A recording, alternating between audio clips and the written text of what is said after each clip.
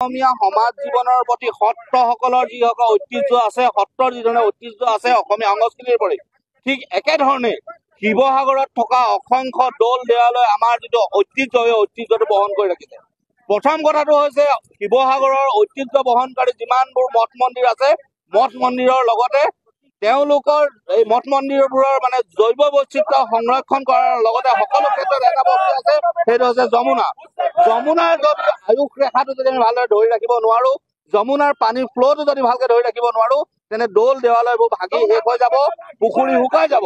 সেই গতিকে আমি চৰকাৰক বাৰম্বাৰ এটাই আহ্বান জনাইছো, কেৱল সত্ৰৰ ভূমি বেদখল মুক্ত কৰিলে নহব, শিৱসাগৰত থকা অসংখ্য যমুনা আছে, দৌল দেৱালয় সংলগ্ন যিমানবোৰ চৰকাৰী মাটি আছে, মাটিবোৰ যিহেতু বেদখল মুক্ত কৰিব লাগে, সেইটো আমাৰ চৰকাৰৰ প্ৰতি আহ্বান। আমি এটা কথা স্পষ্টভাৱে ৰাজ্য চৰকাৰৰ মাননীয় মুখ্যমন্ত্ৰীক জনাব বিচাৰিছো, আমাৰ ইয়াত শিৱসাগৰ দৌলৰ লগত সংলগ্ন যিমান কেইখন যমুনা আছে, যমুনাসমূহ এছাম বনিয়াই, ইয়াত থকা এছাম বেংগলী হওক, মাৰোৱাৰী হওক, বিহাৰী বনিয়াই কি কৰিছে, এই যমুনাখন বেদখল কৰি ৰাখিছে। তেওঁলোক ধৰ্মৰ নামত, তেওঁলোক হিন্দু কাৰণে তেওঁলোকক বেদখল মুক্ত কৰিব বিচৰা নাই নেকি? সেইটো নহব। আমাৰ স্পষ্ট কথা যে এই দৌল দেৱালয়ৰ লগত সংলগ্ন যমুনা বেদখল মুক্ত কৰিব লাগিব। তাৰ কাৰণে প্ৰয়োজন হলে আজি আমি ৰাজপথত কৈছো, প্ৰয়োজন হলে কাইলৈ DC কোৰ্টৰ ভিতৰত সোমাই, DC ফ্ৰণ্টত সোমাই আমি এই প্ৰতিবাদ কৰিম।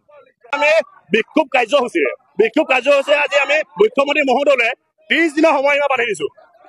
আজি আহোম সেনা আৰু জোৱা বাহিনীৰ উদ্যোগত বিক্ষোভ কাৰ্যসূচীৰ যোগেদি আমি মুখ্যমন্ত্ৰীক 30 দিনৰ সময়সীমা বান্ধি দিছো। যদিহে 30 দিনৰ ভিতৰত যমুনাখন বেদখল মুক্ত নকৰে, যমুনাখন সংৰক্ষণ নকৰে, যমুনাৰ যি চাৰিসীমা, সেই চাৰিসীমা নিৰ্ধাৰণ কৰি যদি যমুনা সংৰক্ষণ নকৰে, তেনেহলে আমি অহা 30 দিনৰ পিছত কিন্তু বৃহৎ গণতান্ত্ৰিক আন্দোলন কাৰ্যসূচী গঢ়ি তুলিবলৈ বাধ্য হ'ম। আৰু আমি আৰু এটা কথা কৈছো, এই লগতে আচলতে আজি আপুনি এটা কথা মন কৰিব, এটা কৃত্ৰিম বানতে ৰংঘৰ আজি বুৰঞ্জৰ পৰিৱেশ সৃষ্টি হৈছে। আজি তদাৰলোকৰ সম্পূৰ্ণ গড় খাৱৈটো সম্পূৰ্ণভাৱে বেদখল কৰিছে।